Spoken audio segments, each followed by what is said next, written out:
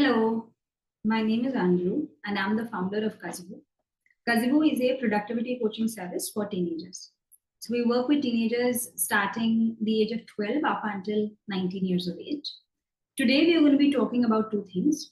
One, how do you get your teenager to start a healthy habit? And two, what is the power of starting small? Both of these questions are linked to each other, as you will see soon. Let's get started with the first one.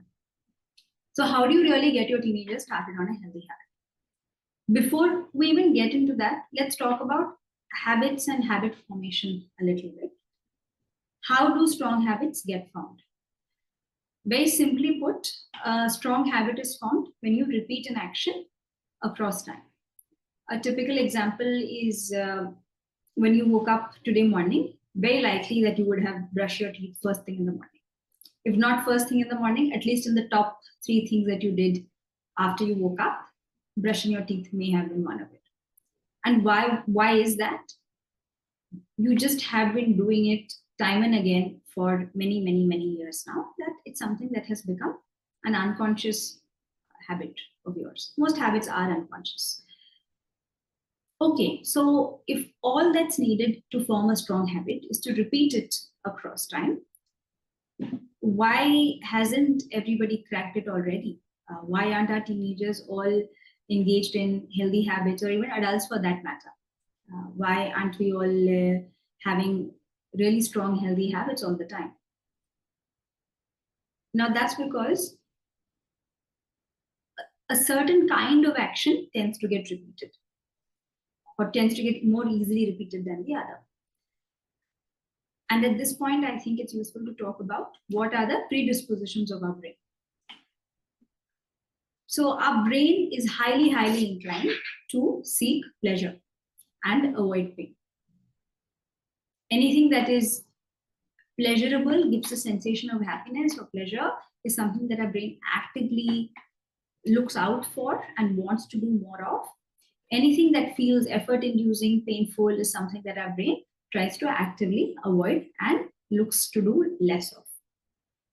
Connected to what we just spoke about, our brain then will only want to repeat activities that feel pleasurable. And within pleasure, activities that give us instant pleasure. So let's take the example of eating. Eating pizza or eating burgers or eating French fries, pleasurable. Easy to eat, lots of cheese, lots of fat, lots of sugar, often in sweets or desserts. That we like to do more of it. Nobody has to ask us to eat another slice of pizza. We finish our first slice and our hand automatically reaches out for the other. The same cannot be said of eating a bowl of salad. After the third or fourth bite, it gets boring, unless you are a fitness enthusiast that is really into healthy eating. For most people, they don't like eating salad. So if you offer a teenager a bowl of salad and fries, highly likely that they'll pick fries. And even for an adult, that choice will be the same, most likely.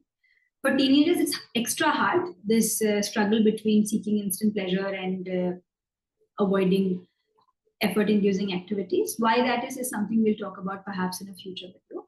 But for now, what's useful to remember is our brain tries to actively avoid pain and seek pleasure. And the activities that give us pleasure are the ones that we tend to repeat. Now, what's the problem? The problem is most activities that give us instant pleasure are the ones that are not necessarily helpful for us. If you take the eating example, eating fries or chips every day in large quantities is not very helpful for our body. Eating a bowl of salad is good and healthy, but that's harder to do because it doesn't give us pleasure instantly. Afterwards, it may give. So if you eat a packet of chips, while you're eating it, it feels great. But after an hour, you don't feel so good. You feel like you've eaten a lot of junk. Your stomach doesn't feel so good. You feel lethargic. And compare it to eating a bowl of salad, while you're eating it, it feels boring. But after an hour or so, your stomach feels lighter, your stomach feels good. You have the energy to do more things. But thinking long-term is not something our brain likes to do so much of. And with our teenagers, it gets extra hard. So they always tend to prioritize activities that give them instant pleasure. Same goes with scrolling on the phone, being on social media, exercising versus watching something on a streaming platform. So how do we really get them to move from an unhealthy habit that gives them a lot of pleasure to a healthier habit that requires them to put in a lot of effort? So this is where the power of starting small comes in. So let's take the example of screen time, which is a big challenge now for most teenagers and for most parents. Teenagers I work with themselves tell me that they do think their screen time is a problem and they don't know what to do about it. So as a parent, maybe you want to bring down your teenager screen time. And for the purpose of this example, let's assume that currently your teenager spends about 5 hours daily, which is the average that I hear usually, could be higher also in some cases. And as a parent, you would like your teenager to not spend more than an hour on screen. You're just not comfortable with longer screen times. Fair enough. Now, how do you get your teen to do this? Usually what happens is we introduce a ban, or we tell them from tomorrow only 1 hour phone time. Your teen has, when I say teen, I mean teenager. Teenager has a reaction to it. There's a big conflict, disagreement at home, and nothing really comes out of it. Right? Either your teen finds other ways to be on screen, and which leads to more frustration and a lot of unpleasantness in the environment. One way to break out of this is to start really small. So in the context of the screen time example, what that could look like is, if currently your teen is spending 5 hours, maybe you can help them get it down to 15 minutes. Get it down by 15 minutes, not 2, by 15 minutes, which means 4 hours, 45 minutes. You can have a discussion with them and introduce the idea of, right now your average is 5 hours. From tomorrow, can we try and bring it down to 4 hours, 45 minutes per day? Now you may be thinking, what will 15 minutes do? It's such a silly reduction of time. I agree that 50 minutes may seem like too little an improvement, but try and multiply that by 7, which is a week's time. In a week's time, that means 1 hour, 45 minutes lesser screen time than usual, which is significant. So even small improvements add up. And so starting with a small improvement may feel like not much on a daily basis, but over time it can be a really powerful improvement. The second advantage of starting small is that your teen may be more receptive to it. So 15 minutes reduction per day doesn't feel like a lot and doesn't feel as bad as no phones from tomorrow, or only 1 hour of screen time from tomorrow. So it feels easier to do. And that goes back to what I said about our brain is actively trying to avoid activities that require a lot of effort.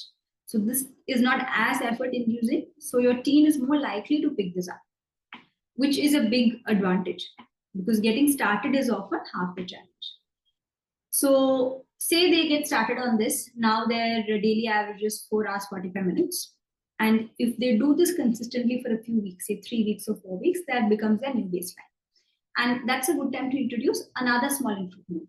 Say from tomorrow or for this week, let's focus on 4 hours, 30 minutes. Now, because 4 hours, 45 minutes is the new baseline, it's another 50-minute reduction. But when you look at it from the beginning, that's close to 3.5 hours less screen time compared to, on a weekly basis, compared to what they're used to. So starting small can both feel easier and more receptive. Your teen can be more receptive to it. And over time, it's really a sustainable way of building healthier habits and put them on a path where they are striving to use their time more productively and improve themselves and the ways they use their time. So I'll stop here for today. Hope this was helpful. If you have any questions or comments, feel free to drop them in the comment section. And I'll be back soon with another video. Thank you.